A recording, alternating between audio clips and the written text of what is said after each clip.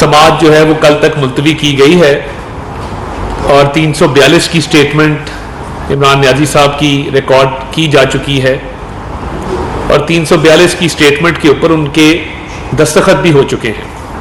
اب جو مراحل پیچھے باقی ہیں اس کے اندر جو ڈیفنس وٹنسز ہیں، ڈیفنس ایویڈنس ہے، اس کی ریکارڈنگ کی جائے گی اور یہ حق حاصل ہوتا ہے کہ وہ اپنے دفاع میں اگر کوئی ایویڈنس دینا چاہے، کسی گواہ کو عدالت کے روبرو بلانا چاہے تو وہ بلا سکتا ہے. اور یہ کیس جو کہ چند ہی گواہان پر مشتمل تھا، اس کو 11 سے 12 ماہ لگے اپنے منطقی انجام تک پہنچتے ہوئے، اور یہ جو حتمی مراحل میں داخل ہوا ہے یہ بہت سے مراحل سے گزرتا ہوا داخل ہوا ہے. کوئی بھی ٹرائل جب تک اس کا حتمی فیصلہ نہ آ جائے وہ اعلیٰ عدالتوں میں نہیں لے جایا جاتا. اور یہ روٹین کی بات ہے کہ جب ٹرائل کورٹ کوئی فیصلہ کرتی ہے تو اس فیصلے کو چیلنج اعلیٰ عدالتوں میں ضرور کیا جاتا ہے دوران سماعت. جب سماعت چل رہی ہو، یہ روایت نہیں ہے قانونی طور پہ کہ اعلیٰ عدالتوں کے دروازے اس وقت کھٹکھٹائے جائیں. ہاں، جب آپ نے تکنیکی بنیادوں پہ معاملے کو تاخیر کا شکار کرنا ہو، جب آپ نے تکنیکی بنیادوں پہ میرٹ کے اوپر بحث نہ کرنی ہو، تو پھر آپ اعلیٰ عدالتوں کے دروازے بھی کھٹکھٹاتے ہیں اور کسی ہیلے بہانے سے سٹے آرڈر بھی لینے کی کوشش کرتے ہیں. آج جب سماعت ہوئی تو بہت سارے سوال کیے گئے جس کا نہ ملزم کے پاس جواب تھا نہ ان کے وکلا کے پاس جواب تھا. یعنی آج جب نیازی صاحب سے یہ پوچھا گیا کہ کیا آپ نے توشہ خانہ کے تحائف لیے تھے؟ ہاں لیے تھے، مگر وہ میں نے فلاں اپنے افسر کو دے دیے تھے، میں نے ڈائریکٹ نہیں لیے. کیا آپ نے وہ تحائف بیچے تھے؟ ہاں جی بیچے تھے، مگر وہ فلاں بندے نے جا کے بیچے تھے. کیا توشہ خانہ کے تحائف بیچنے کے بعد جو رقوم حاصل ہوئی تھی وہ آپ کے اکاؤنٹ میں آئی تھی؟ ہاں میرے اکاؤنٹ میں تھی، مگر وہ میرے اکاؤنٹنٹ کو پتا ہے، مجھے نہیں پتا. یعنی جب یہ تحائف لیے گئے اور ڈکلیئر نہیں کیے گئے، جب ان تحائف کے حوالے سے باقاعدہ بیگم صاحبہ کی طرف سے کہا جاتا تھا کہ ان کو ہوا نہیں لگنے دینی، ان کی تصویر نہیں کھینچنی، ان کو اپنے قریب رکھنا ہے، اور ڈانٹ ڈپٹ ملازمین کی جاتی تھی، تو اس وقت تو گھر میں کوئی چیز آئی ہو تو سب کو پتا ہوتا ہے کہ گھر میں یہ چیز آئی ہے. تو میں یہ بات سمجھنے سے قاصر ہوں کہ آج جب آپ سے سوال کیے جاتے ہیں تو آپ بالکل جواب نہیں دے پاتے اور آپ دوسروں پہ ڈالتے ہیں کہ یہ میں نے نہیں کیا، یہ فلاں نے کیا تھا. مجھے آج بڑا افسوس ہوا کہ روز قوم کو لیکچر دیتے ہیں دو یہ جھنڈے لگا کے دو گھنٹے کے لیے پیچھے جھنڈے لگائے ہوتے ہیں، قوم کو لیکچر دیا جا رہا ہوتا ہے اخلاقیات پہ، اپنے آپ کو مسلم امہ کا لیڈر ظاہر کیا جا رہا ہوتا ہے، بتایا جا رہا ہوتا ہے کہ چوری کیا ہوتی ہے، چور کون ہوتا ہے، ڈاکو کون ہوتا ہے، اس کی کیا ڈیفینیشن ہے، کیا تعریف ہے. اور اپنے گھر کے یہ معاملات ہیں کہ جب عدالت نے اب 11 ماہ کے بعد آپ نے جواب دے ہی دیا تو جواب یہ دیا کہ مجھے ان معاملات کا نہیں پتا، کسی اور سے پوچھ لیں، میرے پاس کوئی انفارمیشن نہیں ہے، میں تو بالکل نہ کبھی توشے خانے کے تحائف دیکھے نہ اس چیز کا پتا ہے. یہ انتہائی افسوسناک ہے کہ آپ اتنی بہانہ بازی کر رہے ہیں کہ شاید ملک کی تاریخ میں کسی مقدمے میں آج تک اس طرح کے بہانے نہیں بنائے گئے جس کو انگریزی میں لیم ایکسکیوزز کہتے ہیں. آپ بتائیں کہ توشہ خانہ کے تحائف آپ نے لیے تھے، وہ کہاں بیچے تھے، کتنی رقم حاصل ہوئی تھی، جو رقم حاصل ہوئی تھی اس رقم سے کیا کیا گیا تھا. یعنی یہ تمام باتیں آپ کے وکیل علی ظفر صاحب الیکشن کمیشن میں جب یہ مقدمہ چل رہا تھا تو یہ تسلیم کر چکے ہیں، بینک الفلاح کے اکاؤنٹ کی تفصیلات بھی فراہم کر چکے ہیں، اور آپ پہ کیس یہ ہے کہ آپ نے تحائف لیے ڈکلیئر نہیں کیے، جو کہ ڈکلیئر کرنا لازم تھا. جب آپ نے یہ تحائف ڈکلیئر نہیں کیے تو جو ان سے رقوم حاصل ہوئی تھی وہ آپ نے ایک بینک اکاؤنٹ میں جمع کرائیں، اور وہ رقوم مطابقت نہیں رکھتی جتنے کہ یہ تحائف بکے ہیں اس رقم کے ساتھ. تو پھر جو تحائف بیچنے کے بعد جو رقم تھی وہ رقم کہاں پہ گئی؟ اس رقم کا پتہ لگنا ضروری ہے کہ پتہ لگے کہ وہ رقم کس چیز میں استعمال ہوئی اور کیوں استعمال ہوئی. تو میں یہ سمجھتا ہوں کہ یہ انتہائی ضروری امر ہے کہ یہ پتہ کروایا جائے کہ یہ رقم کہاں گئی ہے، آپ نے کہاں پہ خرچ کی ہے، اور کی آپ نے غیر قانونی طریقے سے ہے. تو یہ جو دوسروں کو باتیں کرتے تھے اور کہتے تھے رسیداں کڈو، تو آج وہ خود جعلی رسیدیں بنانے پر مجبور ہو گئے ہیں اور کورٹ کے سامنے اپنے دفاع میں کوئی بات کرنے کو نہیں ہے. تو میں آج حیران ہوا کہ پوری کیمپینز چلتی رہی پاناما کے اوپر بھی، اور میاں نواز شریف نے تو پھر بھی آپ کو یاد ہوگا کہ وہ اپنی بیٹی کی انگلی پکڑ کے ایک ایک پیشی پہ جاتے رہے. کئی سو پیشیاں انہوں نے بھگتی ہیں. جو کئی سو کیس گناتے ہیں نا، آپ نے کتنی پیشیاں بھگتی ہیں؟ آپ کتنے کیسز پہ آئے؟ ہر روز کوئی بہانہ، کبھی ٹانگ میں درد ہے، کبھی ویل چیئر ہے، کبھی ویل چیئر نہیں ہے، کبھی سر میں درد ہے، کبھی کوئی کمٹمنٹ ہے، کبھی کوئی عذر ہے، کبھی کوئی بہانہ ہے. تو یہ انتہائی افسوسناک امر ہے کہ بہانے بازی کی جا رہی ہے. چوری پکڑی جا چکی ہے، چوری ثابت ہو چکی ہے، مگر وہ ٹل نہیں رہے. وہ ایک کے بعد ایک جھوٹ، ایک کے بعد ایک بہانہ. تو یہ جو اب سپریم کورٹ میں کل کیس دائر کیا گیا ہے، یہ بھی پاکستان کی تاریخ کا ایک انوکھا اور منفرد واقعہ ہے کہ اتنے پاکستانی شہری عدالتوں میں اپنے مقدمات کی سماعت کے لیے آتے ہیں. کتنوں کو یہ سہولت میسر ہے کہ ان کے وکلاء کورٹ نمبر 1 میں کھڑے ہو کے چیف جسٹس کو استدعا کریں کہ ٹرائل کے چلتے ہوئے ان کا کیس سپریم کورٹ کے سامنے سماعت کے لیے مقرر کیا جائے. اور کتنے ایسے سائل ہیں جن کا کیس 2 مرتبہ سپریم کورٹ ٹیک اپ کرتی ہے. میں یہ سمجھنے سے قاصر ہوں کہ آپ کا کیس ٹرائل کورٹ میں چل رہا ہے، آپ 7 درخواستیں اسلام آباد ہائی کورٹ میں ڈال چکے ہیں اس کے خلاف. 2 دفعہ اسی ٹرائل کورٹ کو کہا ہے کہ ہمارا مقدمہ روکا جائے. وہاں سے آپ کی استدعا مسترد ہوئی، پھر اسلام آباد ہائی کورٹ گئے، اسلام آباد ہائی کورٹ سے استدعا کی کہ یہ ٹرائل روکا جائے تکنیکی بنیادوں کے اوپر. وہاں سے آپ کی استدعا مسترد ہوئی، پھر آپ سپریم کورٹ گئے. سپریم کورٹ میں 2 رکنی بینچ، جسٹس یحییٰ آفریدی کا اور جسٹس مسرت ہلالی صاحبہ کا، اس نے کہا کہ ٹرائل کے اندر مداخلت نہیں کی جا سکتی، اور انہوں نے وہ معاملہ واپس ٹرائل کورٹ کو بھیجا. اب دوسری مرتبہ آپ کی درخواست انٹرٹین کی جائے تو کیوں کی جائے؟ کیا یہ قانون کے مطابق جائز ہے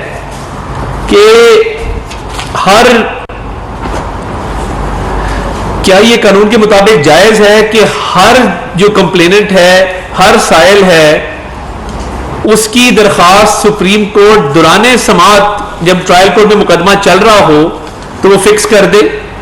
میں نے آج تک ایسا نہیں دیکھا. اور یہ آؤٹ آف دا وے جا کے نمبر کیسے الاٹ ہوتا ہے؟ آپ کی میری درخواست جائے گی تو اس پہ نمبر الاٹ نہیں ہوگا. یہ واحد ملزم ہے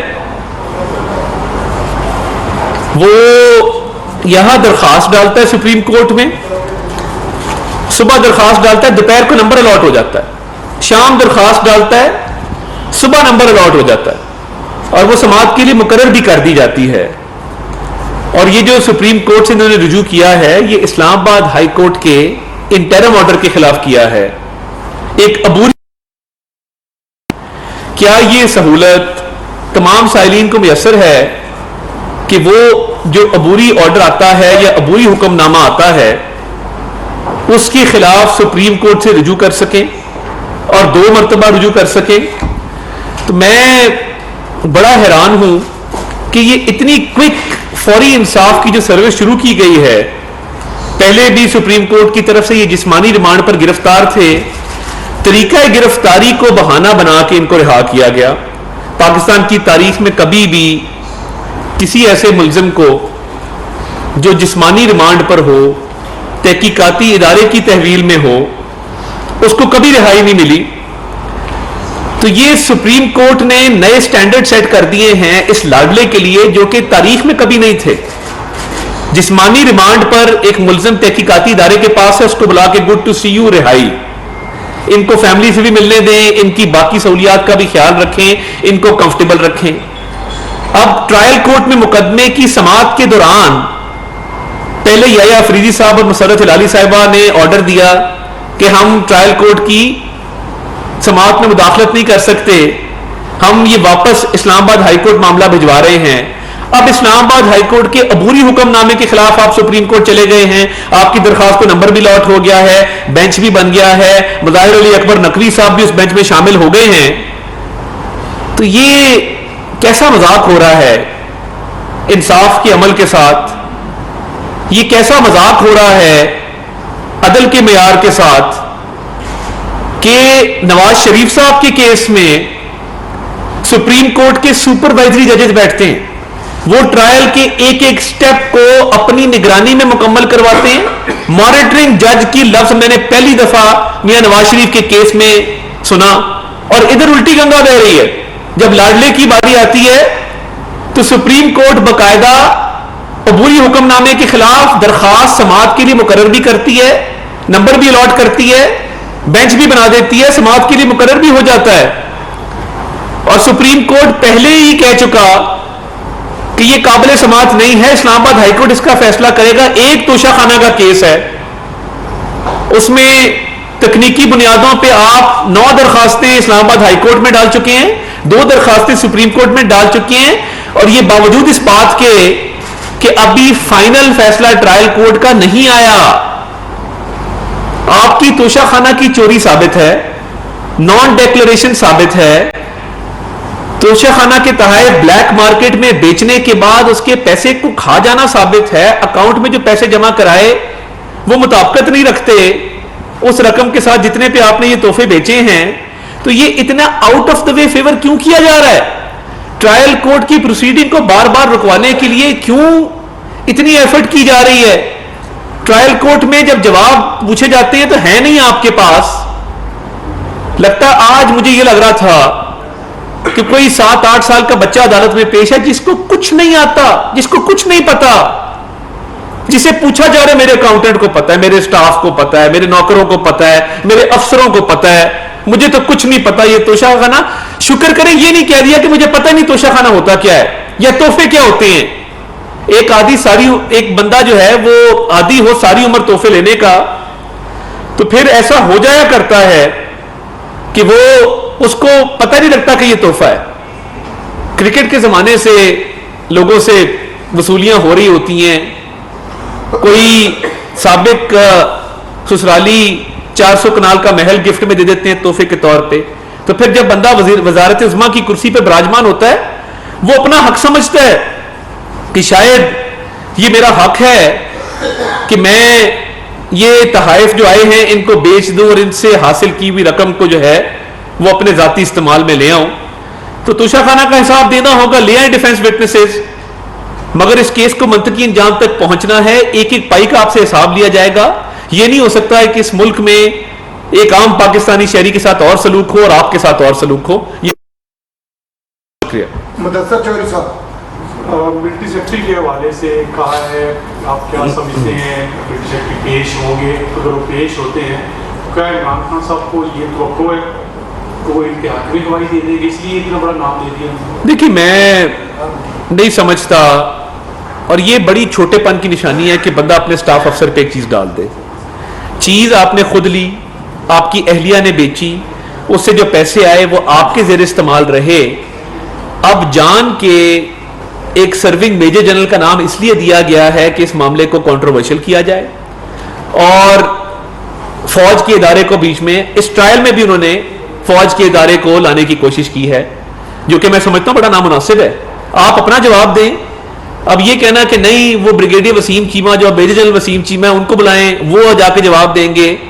بھئی یا تو وہ تحفہ ان کے استعمال میں رہا ہو، یا انہوں نے بیچا ہو، یا اس کا فائدہ انہوں نے اٹھایا ہو. جب فائدہ آپ نے اور آپ کی اہلیہ نے اٹھایا ہے تو پھر یہ سارا ملبہ اپنے سٹاف پہ ڈالنا یہ نامناسب ہے اور یہ چھوٹے پن کی نشانی ہے. سر کوشچن یہ ہے کہ آپ کہہ رہے ہیں کہ ان کو رات کو یہ اپلیکیشن دیتے ہیں ان کو تاریخ نہیں ملتی ہے، تو جو حکومت پاکستان ہے یا وزارت قانون و انصاف کوئی اس طرح کا عمل کرنے کے لیے ہے، کچھ اس طرح کے امینڈمنٹ جو ہے کچھ اس طرح کے لانے کے لیے؟ دیکھیں بینچز کی تشکیل کے حوالے سے پہلے ہی قانون سازی کی جا چکی ہے، جس میں مقصد یہ تھا کہ کلیکٹیو وزڈم جو اجتماعی سوچ ہے سپریم کورٹ کی، وہ بینچز کی تشکیل کے اندر جو ہے وہ نظر آئے. اب بڑی حیران کن بات ہے کہ وہ لیجسلیشن آج تک لٹکی ہوئی ہے، اور یہ واحد لیجسلیشن ہے جو معرض وجود میں آنے سے پہلے ہی اس کو سٹرائک ڈاؤن کر دیا گیا. ایسا ہوتا نہیں ہے. میں نے آج تک نہیں دیکھا کہ کوئی قانون ابھی قانون کی شکل اختیار نہ کیا ہو اور آپ اس کو کالعدم قرار دے دیں. تو وہ قانون سازی کی گئی تھی، اچھی نیت سے کی گئی تھی، اس پہ عمل درآمد ہو جائے گا تو یہ منصفانہ بینچز کی تشکیل سامنے آ جائے گی. ڈاکٹر صاحب ایک سوال چھوٹا سا چرچا کے بعد صاحب جی یہ کیا یہ غیر بات نہیں ہے کہ حکومت جن عدالتوں کو وہ عمران خان اپنے گھر کی لون نہیں سمجھتا تھا، آج انہیں عدالتوں میں وہ دوبارہ اپیلیں کر رہا ہے. نمبر 2، آج یہ کر دیتے کہ کیا یہ حکومت اس کو عوام کی توجہ ہٹانے کے لیے آج بھی آپ نے 20 روپے لیٹر کا کر دیا پیٹرول، تو عوام کی توجہ ہٹانے کے لیے آپ عمران کا یہ دوسرے ذکر کر رہے ہیں؟ بہت شکریہ جی. دیکھیے پہلی بات تو یہ ہے کہ عدالتوں نے جتنی مرتبہ بلایا آپ دیکھ لیں کہ ان کی پیشیاں اس میں سے کتنی ہیں. یہ 70 پیشیوں میں سے 2 یا 3 مرتبہ عدالت میں پیش ہوئے ہیں، جبکہ ہر روز پیش ہونا چاہیے تھا، جواب دینے چاہیے تھے، بتانا چاہیے تھا کہ کہاں پہ یہ توشہ خانہ کی چوری ہوئی اور وہ کیسے ہوئی. تو میں سمجھتا ہوں کہ ابھی تو انہوں نے عدالتوں میں پیشیاں بھگتی نہیں ہیں جس طریقے سے ہم نے بھگتی. ہمارے پہ جھوٹے کیسز تھے، ان پہ تو پھر بھی کیسز کے اندر بہت سارا سبسٹنس موجود ہے. دوسرا، جہاں تک آپ نے پیٹرول کی بات کی، دیکھیے آئی ایم ایف کے ساتھ ایک معاہدہ طے پایا ہے، پاکستان ڈیفالٹ سے بچا ہے، اور بجائے اس کے کہ روپیہ اتنا گر جاتا کہ وہ قابو میں نہ آتا اور پیٹرول کی قیمت مزید بڑھ جاتی، ابھی تو پھر بھی روپے کے مستحکم ہونے سے جو ڈالر کا ریٹ ہے اس کے حوالے سے پیٹرول کی قیمتوں میں کمی بھی پیچھے کی گئی تھی. مگر جو لیوی لگائی گئی ہے وہ آئی ایم ایف کے معاہدے کے نتیجے میں لگائی گئی ہے. تو ہم چاہتے تو ہم بھی عمران خان صاحب کی طرح آخری مہینے میں پیٹرول کے اوپر اربوں روپے کی سبسڈی دے کے معیشت کو نقصان پہنچا کے گھر چلے جاتے اور یہ کام کیئر ٹیکر کو کرنے دیتے. مگر میں سمجھتا ہوں کہ یہ جو کمٹمنٹ ہوتی ہے، انسان وہ ہوتا ہے جو کمٹمنٹ کو پورا کرے. ایک لانگ ٹرم نقصان سے بچنے کے لیے، ایک ناقابل تلافی نقصان سے بچنے کے لیے، ملک کو ڈیفالٹ سے بچانے کے لیے اگر یہ قدم اٹھایا گیا، یہ خوش دلی سے نہیں اٹھایا گیا. یہ اس لیے اٹھایا گیا ہے کہ کچھ شرائط ہیں جن کے اوپر آئی ایم ایف کا اگریمنٹ طے پایا ہے، اور یہ آئی ایم ایف کا اگریمنٹ اس نے کیا تھا جس نے کہا تھا کہ میں خودکشی کر لوں گا، آئی ایم ایف کے پاس نہیں جاؤں گا. اللہ کرے کوئی اس ملک میں خودکشی نہ کرے، مگر خودکشی کے دعوے اور پھر وزرائے خزانہ کی تبدیلی ایک کے بعد ایک، اور پھر آئی ایم ایف کی ڈیل کو سابوٹاج کرنا، تو وہ اکانومی کو بھی سابوٹاج کر کے گیا ہے.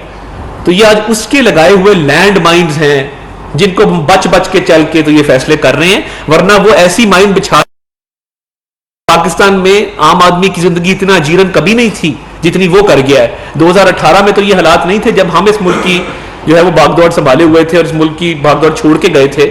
تو یہ 2018 یہ ضرور پوچھیں کہ 2018 سے 22 کے درمیان ایسا کیا ہوا کہ سب کچھ تباہ ہو گیا. ڈاکٹر صاحب آپ عوامی نمائندے بھی ہیں، ایک عوامی نمائندے خاندان کو ریپرزینٹ کرتے ہیں. جی آپ یہ بتائیں اپنے بارے میں الیکشن کہاں سے لڑ رہے ہیں اور جب الیکشن کس سلسلے سے لڑیں گے اور اس کی عوام کو کیا نیریٹو بلڈ کریں گے؟ دیکھیں میں کبھی کسی چیز کی زندگی میں خواہش نہیں کی. میں ایک ایمبیشس آدمی نہیں ہوں، محنت کرنے والا انسان ہوں، اور اللہ تعالیٰ جہاں کام لے لے، جیسا کام لے لے، اگر قسمت میں لکھا ہوگا تو گجرانوالہ سے انشاءاللہ الیکشن لڑنا ہے، اور قلعہ دیدار سنگھ کا علاقہ جو ہے وہاں سے الیکشن لڑنے کا ارادہ رکھتا ہوں. اگر اللہ تعالیٰ نے موقع دیا, اللہ تعالیٰ نے اس کام کے لیے چنا اور جو اللہ تعالیٰ کو منظور ہوا, اللہ تعالیٰ کی ہر رضا پہ خوش ہیں. Thank you sir. Thank you. Thank you sir. آ جائیں جی ڈیجیٹل میڈیا والے ذرا آ جائیں. وزیر اعظم کے